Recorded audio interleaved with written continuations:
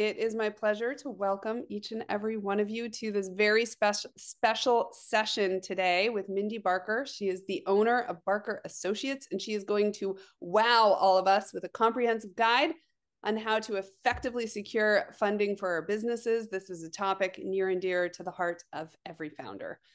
So really excited to hear all the wisdom that Mindy has to bring to the table. But before we dive in, I do just want to say a brief word about the fourth effect for those of you who are not already members, those of you who don't know, or maybe you joined a long time ago and you need to reinvigorate your membership.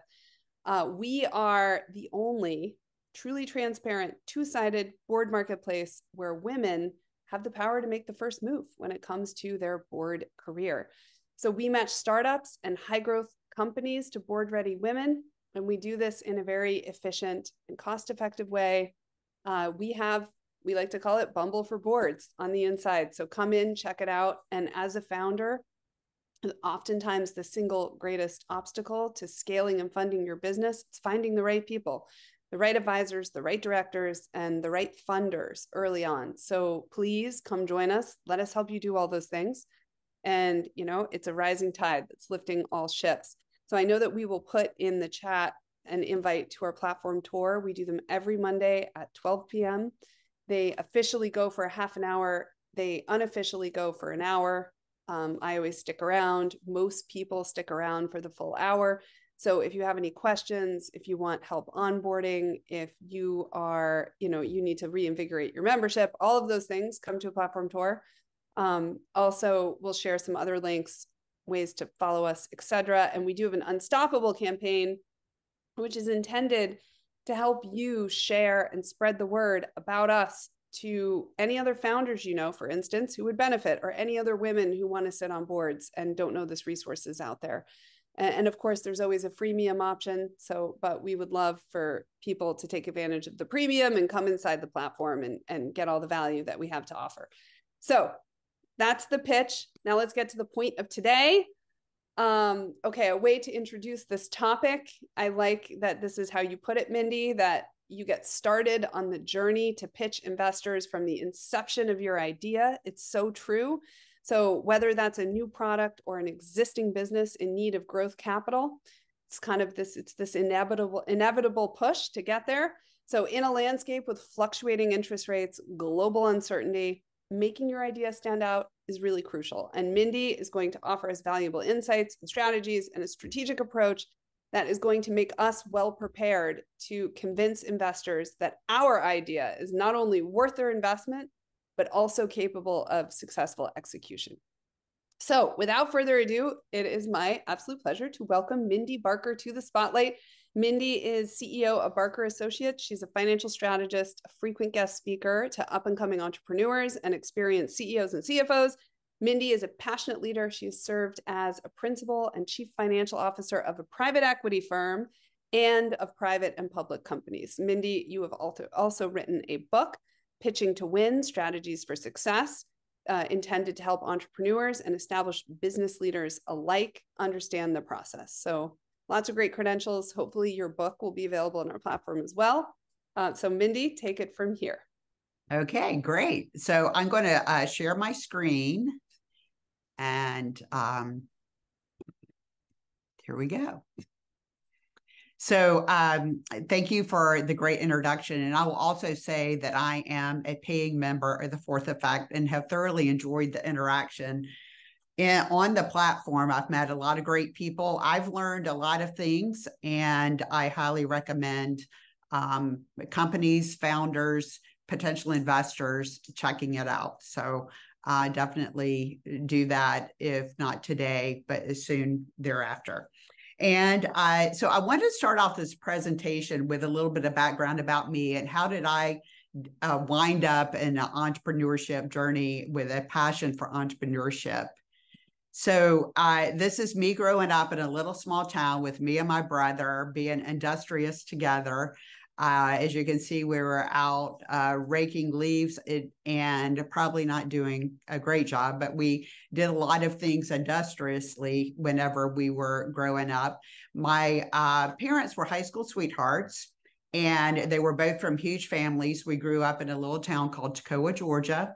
We were all very close. And whenever my brother and I were in high school, my dad decided us to move us from that small town to Winston-Salem, North Carolina, and initiate an entrepreneurship journey. I was between my 9th and 10th grade in high school, very difficult time to move a child. And my mother got tired of me complaining. So she said, you're going to go to work with your dad. So this is what my dad did. He started the company that metallized the eggs for the sheer energy pantyhose.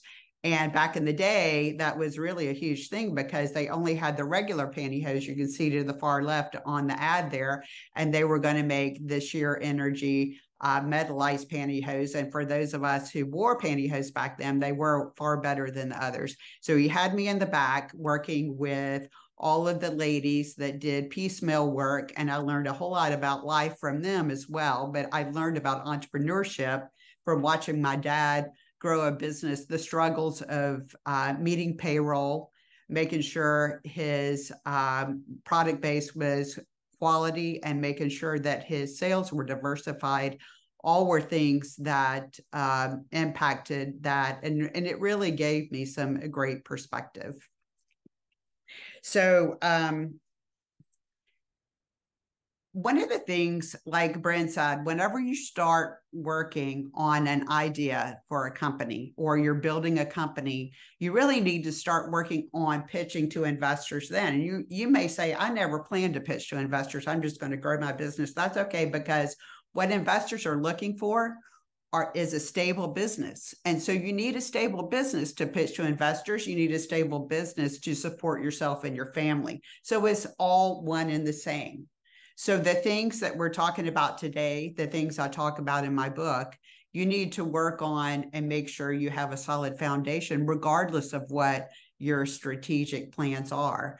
And networking and learning is just so important. And so I applaud you for taking an hour out of your busy day. Today is the holiday season. There's plenty of things you can do for work, but I applaud you and pat yourself on the back for taking the time to do that. The other thing that I'll tell you is that I make sure that I spend at least 5 or 10 minutes a day, even on a busy day, looking at certain emails to get updates on what's going on in industries. And the emails that I recommend are CB Insights, PitchBook, and Fast Company. That they all have free emails. They all have free information on their platform you can link to in the emails, and it'll just give you a high level information about what's going on in the industry. You wouldn't want to go pitch your company one day, whereas the day before there was something that was breaking in the news and you didn't know about it, because they're going to ask you about it whenever you pitch to investors. Like, how does that impact you? You need to have an answer. So if you just stay on top of that type of stuff, it can certainly help you with that process. And then the other thing is, this current environment is unprecedented in terms of what's going on with the industry. We're post-COVID. We are post Great Resignation. The work from home, go back to work dynamic is just crazy right now within the corporate organization. So the entrepreneurial companies have a lot of opportunity if they're allowing companies to work and allowing employees to work from home. All of that said, even with interest rates and all of the economic conditions, it is just an unprecedented area. So don't take no personally. You probably will get more no's than you would have in 2021. That's okay. That you are still going to work on doing a rock star job of maintaining a strong foundation for your company. And eventually you'll get to the right fit for your company in terms of an investment. So I'm going to address a couple of metrics that are from PitchBook that you should definitely pay attention to and look into. Like once a quarter, they update it, and it's information you should just be aware of. Now, you shouldn't go into doomsday world or anything like that if the numbers are changing. You just need to be aware. Again, you're building a strong foundation. You have a great company. You know that you have rock star status. So just keep doing what you're doing, regardless of what the market is doing. But when the investors ask you about it and how it impacts you, you need to have a strong answer. So this is capital demand to supply ratio. And this goes back to 2010. So it's a lot of data, but this is the way that they demonstrate the data when they issue it once a quarter. As you can see, like I said, the 2021, 2022 time frame was a bit crazy. There was a lot of money in the market. They needed the venture capital and the private equity companies must invest that capital to survive, just like you need to eat your food and sleep to survive.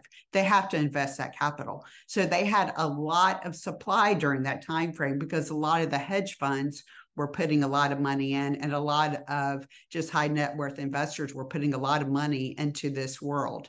That has been pulled back due to the current economic demands. So the supply is not as heavy as it was during that time frame. So if you went to a cocktail party in 2021, 2022, and somebody said, oh, I got a 20 times multiple of revenue from my company last week, and now you're expecting the same thing on your company, you may need to recalibrate that. This next metric is medium valuation step up. Now, if you're selling company and you're doing seed, you're doing Series A, Series B, the valuation of your company pre-money when you do Series B should be higher than your post-money Series A, and in a perfect world. Again, as you can see, because of the supply and demand in 21, 22, the valuations were going up. That is coming down. Now, it is coming down. That's the bad news. The good news is if you look at historically where we are right now, is not that different than what it has been historically. Just in 21, 22, it was historically high.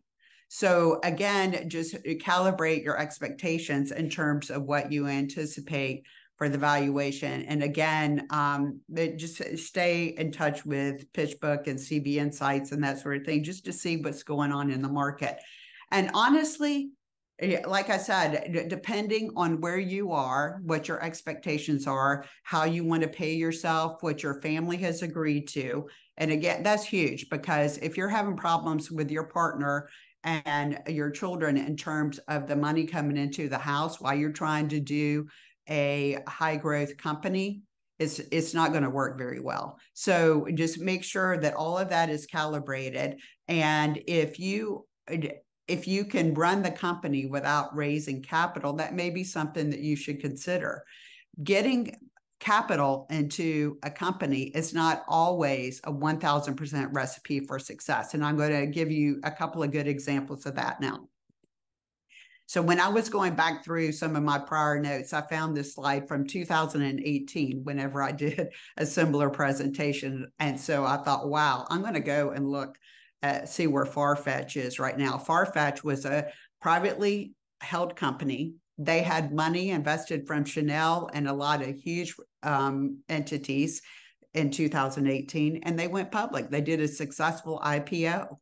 And their valuation when they went public was higher than Amazon at the time, which was incredible. And Farfetch is a huge luxury brand. They sell like blazers that are $3,000 a piece.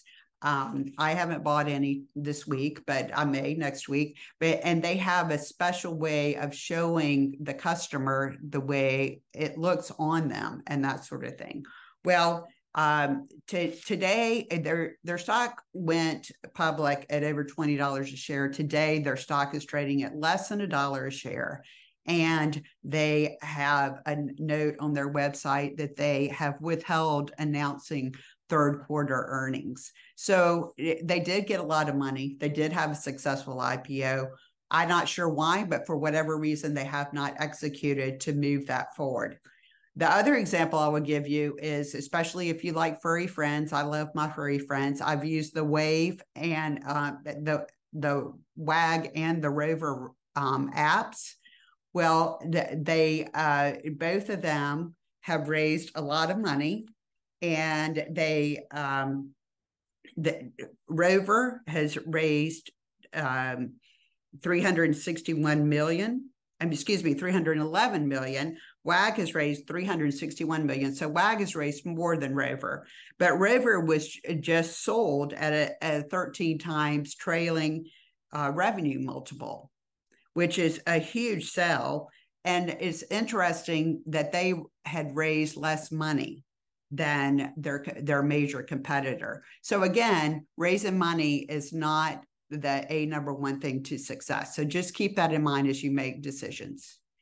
So one of the things I want to talk about is sources of capital, and where would you look for capital?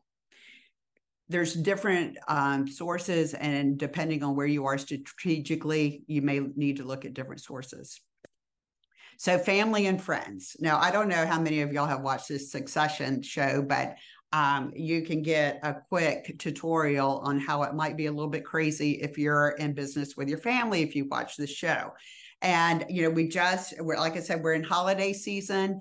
If your family has given you money for your business, they may be asking you while you're carving the turkey, so what have you done with all the money I gave you? Like, how much is your rent? How much are you paying yourself? And that may not be a conversation you want to have while you're carving the turkey. So be very judicious about thinking through whether you want to use family and friends money, and if you do, just make sure that you level the playing field and that you set your boundaries and expectations.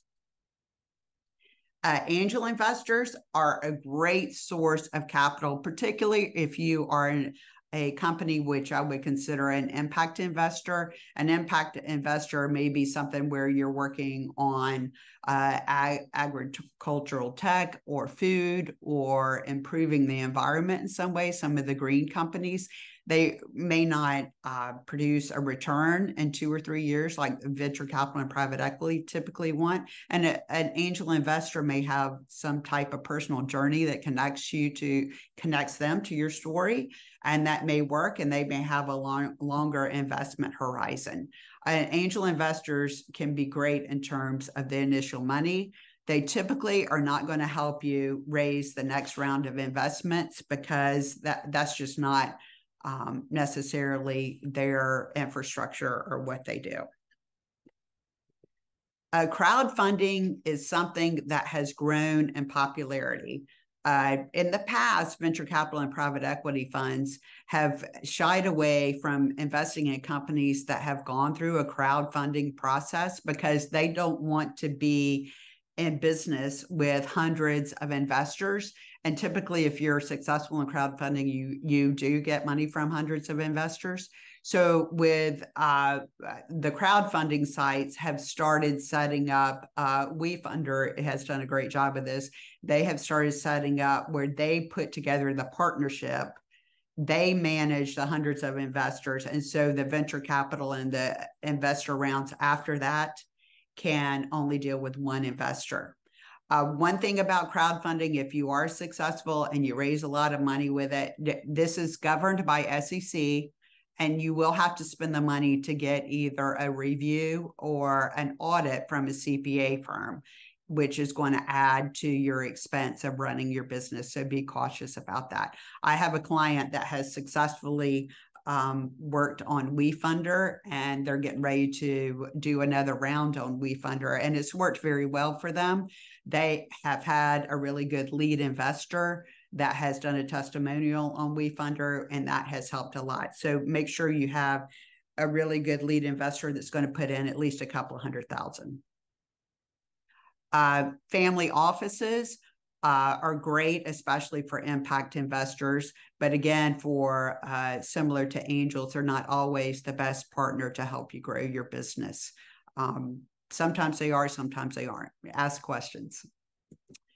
Venture capital and private equity. Venture capital is what we talked about whenever I showed the metrics and the pitch book slides. And private equity tends to be for later stage companies. Venture capital, they definitely want a 2 to 3 year exit. They want extremely fast paced growth. They want a lot of, say, in terms of board seats and that sort of thing. And you just need to make sure that their interest and their goals and their strategy are aligned with yours as you signed up with them. A strategic investor, one a good example is Amazon, and Amazon has done a tremendous amount of strategic investing as they are buying companies in order to get additional customers on their platform and to get to integrate with different customers. Probably one of their what appears to be one of their most successful investments is Whole Foods. They've done PillPack, many other investments. A lot of public companies have an arm where they invest in different technologies. If they perceive that it's better for them to buy a technology rather than develop themselves that aligns with their overall strategy, then they will do that. And a lot of that can be laid out in their press releases and in their public documents. So if you know of a large public company that is somewhat aligned with your company, then read through the documents, see if if they have any interest. They may even have some type of angel investing or a growth track where they will help you grow your business. And that gives them a little bit of a look-see. Just make sure you understand the deal and the implications of signing up with them. Make sure you're not giving away your company and not getting the right type of money yourself. Now, one thing that I suggest you look at as you're looking for companies to partner with, to look for investment or help you seek investments, is the imposters. And you can see in the middle of there's a little cat trying to look like a dog. Now, there are tons of people out there that will say, I can help you raise money. I know rich people. Well, you know, the checkout girl at the grocery store knows rich people. So a lot of people know rich people. Just make sure that you don't get yourself in a difficult situation. An individual who is not a broker is really not supposed to be selling your company out in the public market. There's lots of rules and regulations that the SEC has about brokering companies. You really technically need a broker's license in order to sell a company.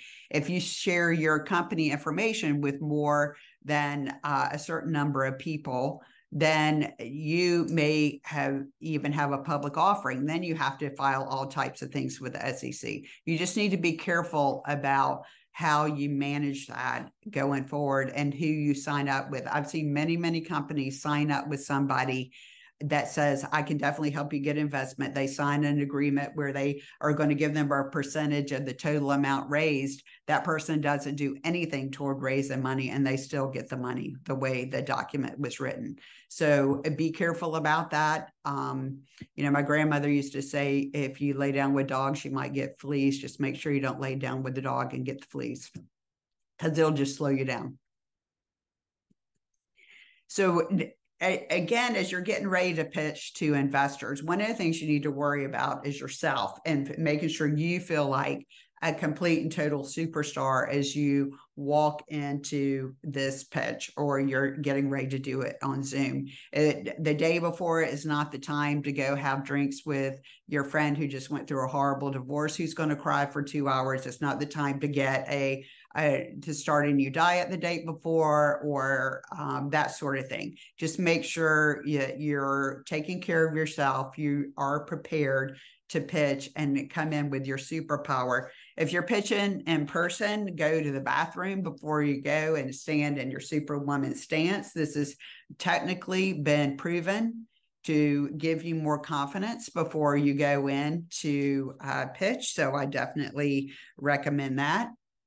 And yeah, just as a side note, this is one of my cousins' nonprofits. They go to Children's Hospital and cheer children's up. So I asked them if I could use this picture. And it's actually in my book too. So preparing, as you prepare, like I said, you're going to be reading the email, so you're going to know what's going on in the market, because they may ask you about the market and how it applies to your company. You're going to have solid answers for that. You're going to have all your metrics ready to answer. Your pitch deck is a sales piece. I recommend in my book, I always tell people, they hardly ever do it, but I always tell people there's a pitch deck that you email, and there's a pitch deck that you use for a presentation. As you can see with my presentations, there's hardly ever more than 1 or 2 words on a slide. Whenever you're pitching to investors, you want them listening to you. You want them to 100% feel your enthusiasm, your superpower. You want your presentation pitch deck to have very few words on it. What you email to somebody is what is going to describe your company. And I actually think that you should have like a 1-pager that you email most of the time. A lot of times people insist that you send them the pitch deck, that so have a pitch deck that you can email them. But in terms of presenting, make sure that they're listening to you rather than trying to read 100 words off of a slide.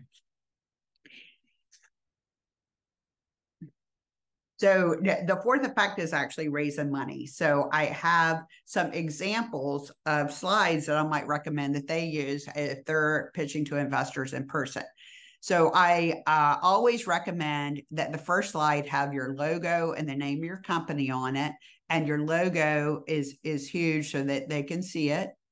And that you have your picture and then the presenter's picture, their name, and who they are. If it's a COO, it's a CEO, CFO, whoever it is. And I always recommend that there's only one presenter. Now you can bring your entire management team, and you can they can chime in at different times. But if you're changing the presenter, you're derailing the conversation. So just think about this. Most humans have less attention span than a goldfish. So you want to keep them engaged. So if you're changing presenters, it may make sense to you, but you're taking a risk of losing them as you're making that change. So you want to keep enough continuity where you can keep them engaged. So here is an example of what I might suggest that the fourth effect show next, to show that they have. If you have like buzzwords in the industry, like AI, blockchain, that type of thing, investors like to hear that. They like, oh yeah, I'm cool. I'm going to do blockchain, or I'm going to do AI. So if you can say that, lead with things like that. And again, how are you going to know that? You're going to read and make sure you stay up on the industry, know what is big, some of the biggest deals that were done in the third quarter of 2023 were all associated with AI and blockchain and that sort of thing.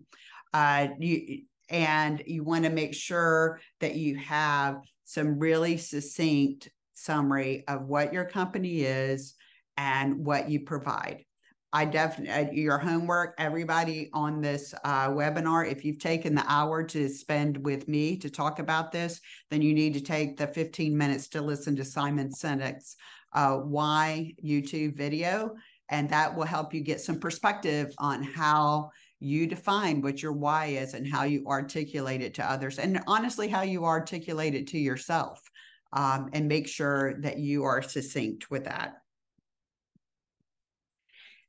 Always make sure that you have your team highlighted in the presentation. I usually recommend that people move it up in the presentation, that you have, like if you have somebody on your team that's worked at Facebook or Microsoft, make sure you put the logo on the team slide.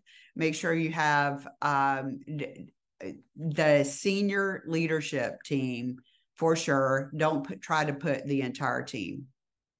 Okay. And make sure you're clear about whether you have for example, I serve as a fractional CFO for some companies. Like whenever they're doing this team slide, I don't let them just put CFO on there. They put fractional CFO on there. I don't want it to be misconstrued that I'm working 100% for the company. You may think it's a great sales thing, but you're starting a relationship. And so you do not want to provide information that's not 100% accurate. So I love this slide because I went to like a pitch competition a few years ago, and this company was on the list, and I'm like, this is crazy. How in the world can cat litter be presenting? They actually did a phenomenal job, and they did very well in the pitch competition because it was a unique kind of cat litter. They clearly showed what they had been able to achieve. They talked about the market. Like, you need to make sure that you articulate the market for your product and how much of that market that you think you can obtain, and how you feel like that your product or service is relatable to that market. So this timeline had great logos on it. Like, if you can convince Walmart, PetSmart, these people to sell your product, then that gives it a lot of validity, that you've convinced retailers to put it on their shelves. Retail space on shelves is very valuable. And so this company now is doing great. I actually bought some of this cat litter because at the time I was cat sitting one of my children's pets. That's one of the things that happens when kids go to college, is they come back, their pets come back. You have all kinds of people coming in and out. So I got the cat litter, and I definitely thought it was a great product. So again, you need to, one of the things that's said in the industry are the dogs eating the dog food. Like, you may be sitting there presenting to somebody and they'll say, are the dogs eating the dog food? And you're like, my company has nothing to do with dogs and dog food. I have no idea what you're talking about, but that's just kind of like part of the lingo. And you need to have some type of statistics that the people are buying your product. Like, I reach out to 10 people, 5 people buy the product. And now I'm honing it down in. I understand my target market more. I'm reaching out to 7 and I'm getting 6. So those type of statistics prove that you're doing the right thing and that you do understand your market. If you had 20 dogs lined up to eat this dog food and they all look like that, you wouldn't want to invest in the dog food. Excuse me. So competition. Now, this is one thing. Do not say you do not have any competition. There is competition for just about everything. And I can tell you from experience of working in a private equity firm, it pisses people off whenever you say you don't have competition. It just irritates them. So just don't do it. So try to come up with a way to articulate your competition and what is your unique value over that competition, and why you feel like that you're knocking the cover off the ball and your competition is not. So this slide is missing out of so many slide decks that I look at. The companies will say, I'm raising $1 million, I'm raising $2 million, I'm raising $10 million, but they have nothing that talks about what I'm going to use it for growth. How are you going to use it for growth is really an important question. So make sure that you have some type of slide similar to this that will articulate how you're going to use the money, and make sure that this slide matches your projections. That's another thing I see. Like, I look at this slide for people, and then I look at their projections. Like, for example, here, they don't have additional $300,000 for new C-level executives in their projections. Well, we don't know if we're going to spend it on that. Then why in the world do you have it in your pitch deck? So make sure everything matches. Like, play like Sesame Street. One of these things looks like the other. Make sure your pitch deck matches your projections on that. And valuation, I do not recommend that you put valuation in your pitch deck. I think that you need to hold that to a later stage of the discussion and the development of the relationship. For example, Your recruiters will tell you that if the company asks you what your salary requirements are, to try to do your best to get out of answering that question when you're interviewing for a job. Similarly here, don't talk about valuation until you know for sure that that person is interested. There's lots of tire kickers out there. Don't let them waste your time. Don't let them steal some of your wonderful magic by getting information out of you before you're developing a relationship. And like I said, I would definitely leave it off this slide. Financial projections, I recommend you leave them off the slide for an initial conversation, especially lately. I mean, probably 10 years ago, I would have said it would have been okay to include it. But lately, the tire kickers and the people that are willing to sign an NDA that have no intention of honoring the NDA, they are coming out of the woodwork. And so I would be very close to the vest in terms of your financials until you make sure that these people are definitely interested. And another thing that I highly recommend is if you're getting to this point and you're pitching to investors, that you are working on the due diligence room. I mean, you honestly should be working on the due diligence room the minute you form a company. Your company formation documents should be in the what I would call the permanent files. Don't call it a due diligence room, call it your permanent files. You're keeping your corporate documents in one place, because when you're really getting into the growth of building a company and you have somebody interested in your company, the last thing you need to be doing is going through everybody's emails and everybody's Dropboxes, individual Dropboxes, trying to figure out where all this stuff is.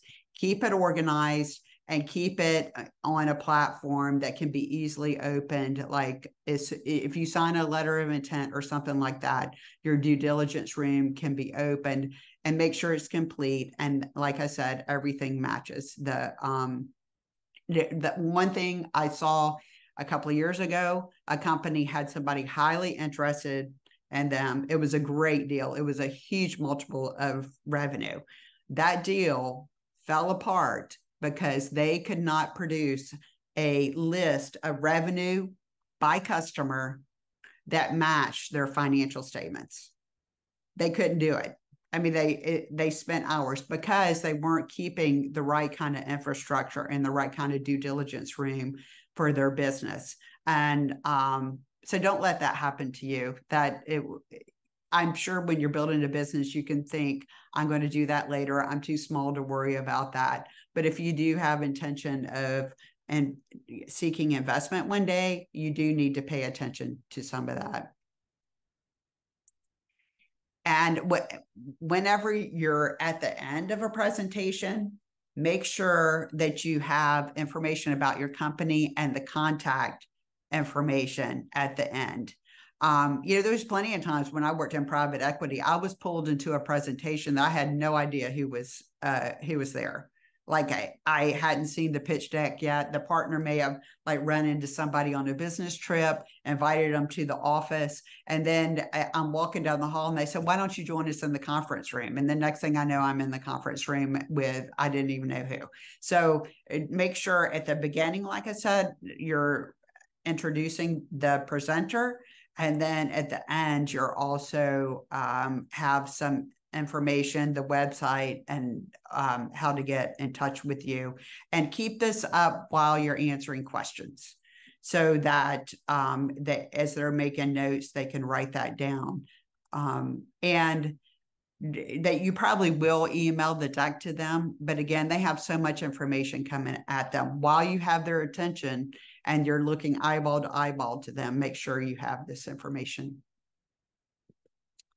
And then prepare. This is another thing. I see people putting together pitch decks at 10 o'clock at night before they're presenting the next day at 8 o'clock in the morning. And it just makes me crazy. So make sure you have the pitch deck, that you've run through it, that you've had some mentors, your friends, or someone look at it, someone who's not deep in the detail. Whenever you're working and you're a founder of a company, it tends to be like your first child. You may have too much information on the pitch deck or that sort of thing. So make sure you have a great pitch deck and that you have prepared and you've practiced, that you've said the things out loud that you plan to say. So I'm prepared to answer some questions. Do we have questions in the chat? There have been a couple of questions. Okay, there's one question. Is the data room the same as a due diligence room? Yes. The data room and the due diligence room is the same thing. Now, some venture capital and private equity firms will give you a specific way that they want it organized, and you need to follow that. That's another thing I didn't mention about the pitch decks. If they tell you exactly what they want in the pitch decks, follow their rules.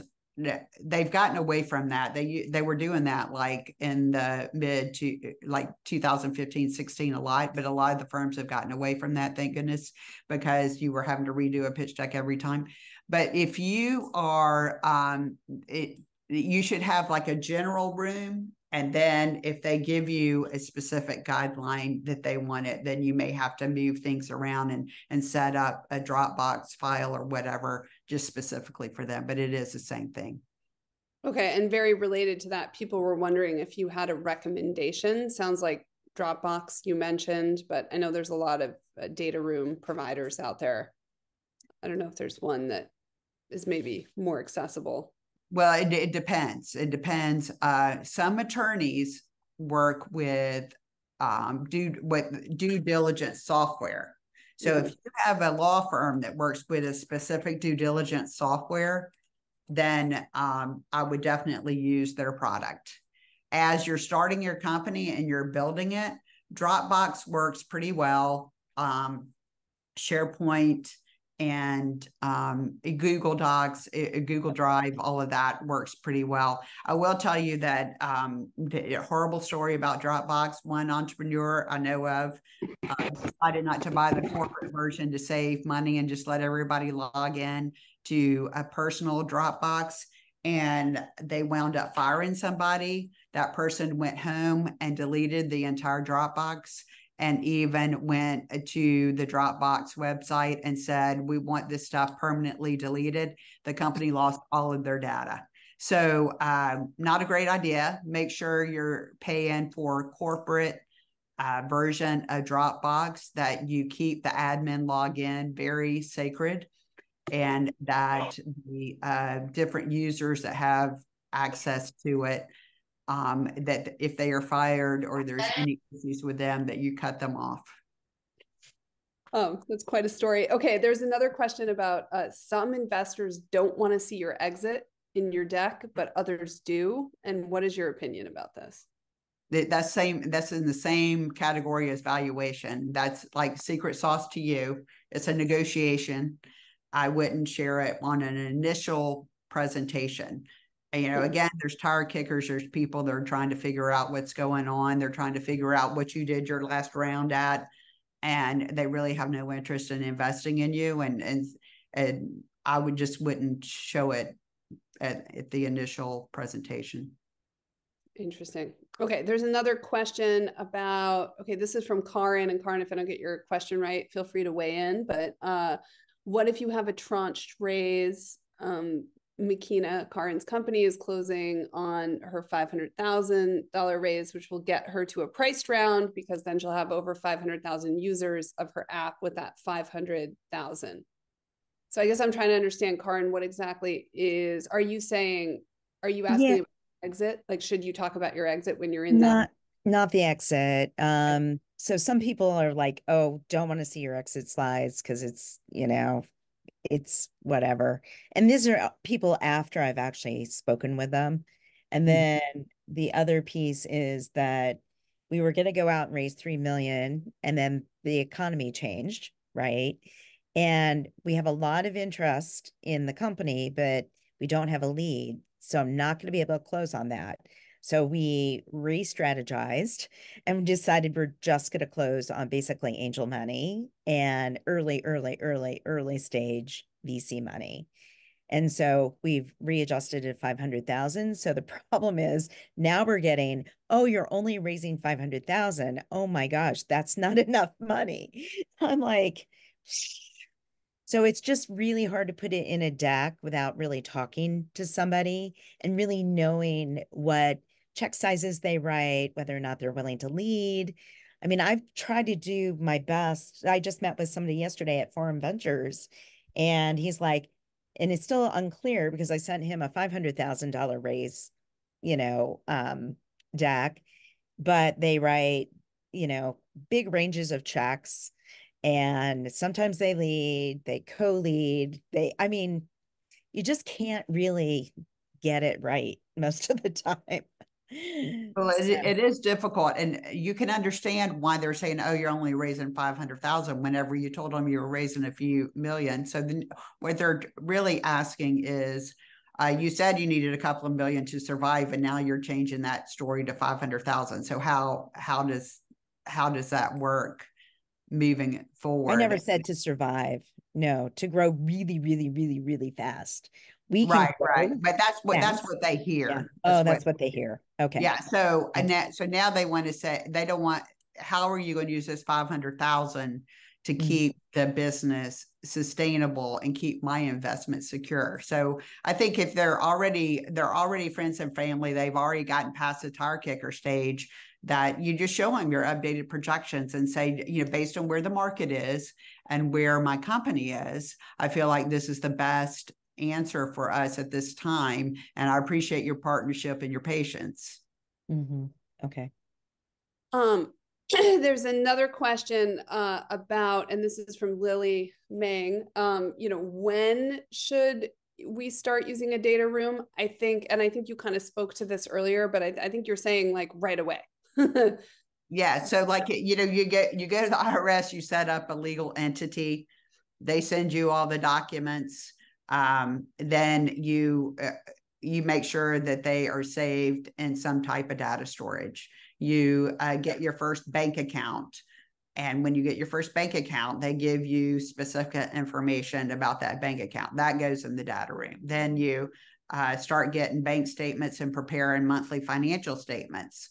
Then you have a file for every month of your basic financial statements. And when you first start, it may just be a bank statement. That's okay. So just make sure that you get in the discipline of maintaining those documents in one place. I do want to clarify the question. So I have one investor from first meeting. They asked us to show him the data room. And I am kind of feel like holding back because we do have this document on our data room, but I feel like my gut feeling, he just kicking dirt on the tire and he's not serious. He just want access to our information. So is there a way we can, like when we should show our data room, like a good, a good, not just first meeting. I think we need a little bit of time on that. Please guide us that. Yeah, I definitely say my rule of thumb is you don't see the data room until you have a letter of intent. Mm-hmm. Okay. Or some type of written documentation that there is a deal that we are working toward. Well, and maybe also on very related, okay, so now, and Rama, right, I know you have a question too, that's maybe what I'm getting at as well. Not all investors are going to need to see your data room, right? Like a part of it, like friends and family, a lot of times, especially if that's super early stage, like there might not be anything to put in the data room, right? You have a good idea, but it hasn't been executed against. So there is nothing to share. And then angel investors, a lot of times that, it's on a spectrum, right? How far along the company is and whether or not there really is something to do diligence on, so it's not necessarily like black and white, but I think so maybe if you want to speak to that a little bit about what the rules of thumb are for when you should expect to get those types of inquiries and like when you should expect to show. Yeah. So when you first start out, it's basically your formation documents, and your formation documents are going to be relevant even to friends and family, because they're going to want to know if it's a pass-through entity or not, and what your projections are for earnings.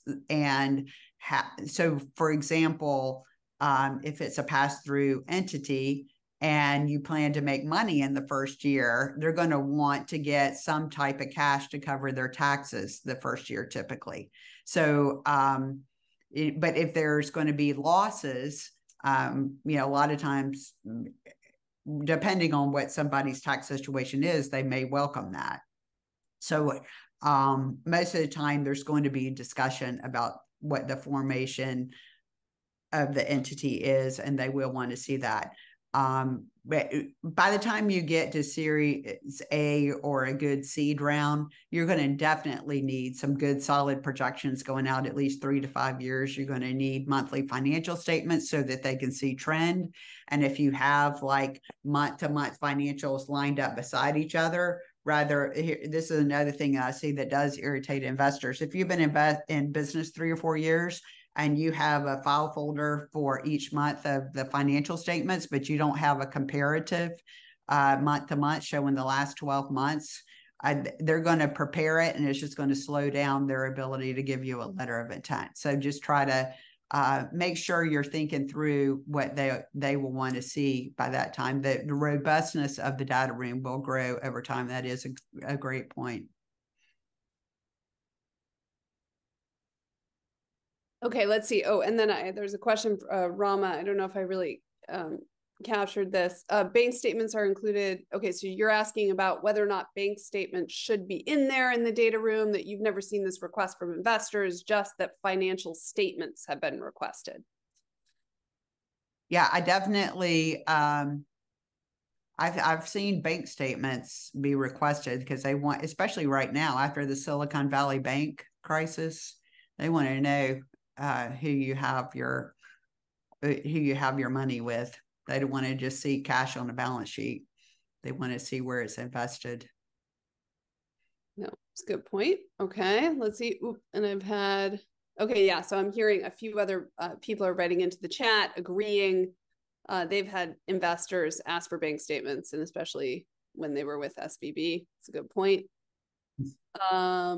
Okay, and if anyone else, I think if I missed your question in the chat, please pipe up. Okay,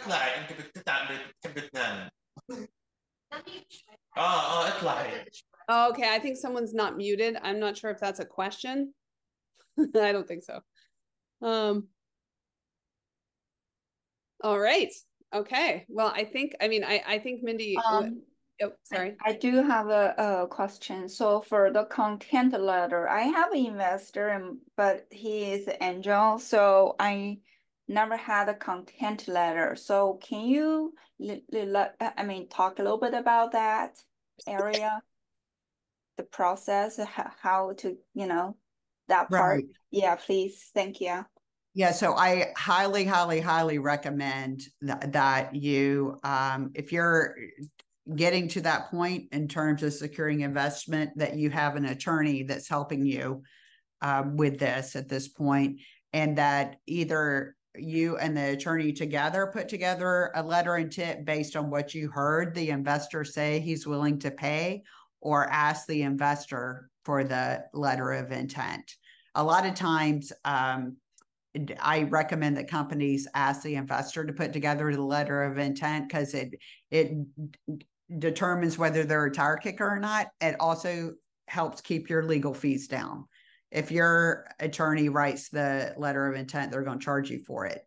And it's best to have at least a 1 or 2 page letter of intent that at least talks about the valuation of the company, and then has some of the terms of the company. Like, for example, is some of the money that they're willing to pay for the company going to be withheld for 2 years to make sure that there's no outstanding liabilities?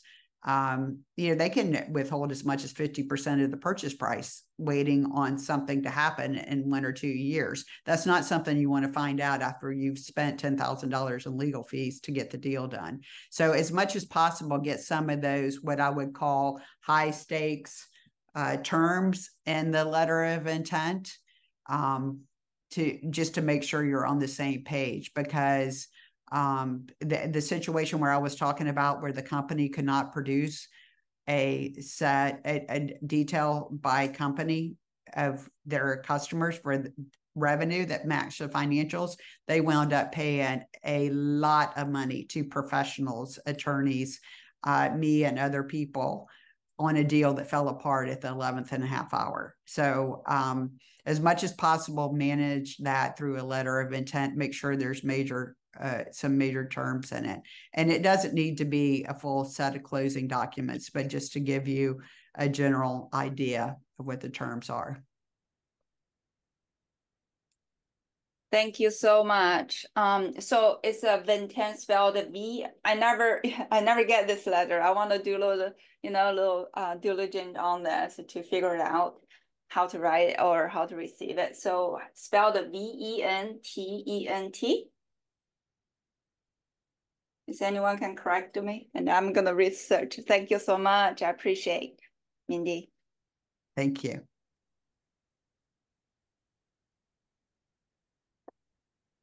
Oh, gosh, everybody is very helpful. Thank you.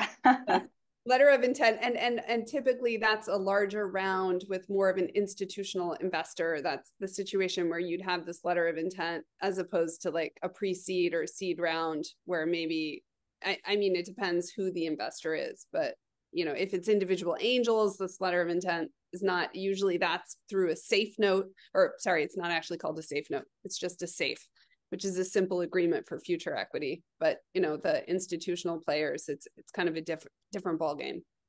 Right, right. So if you're issuing a safe note, you just send them a safe note and say, this is it.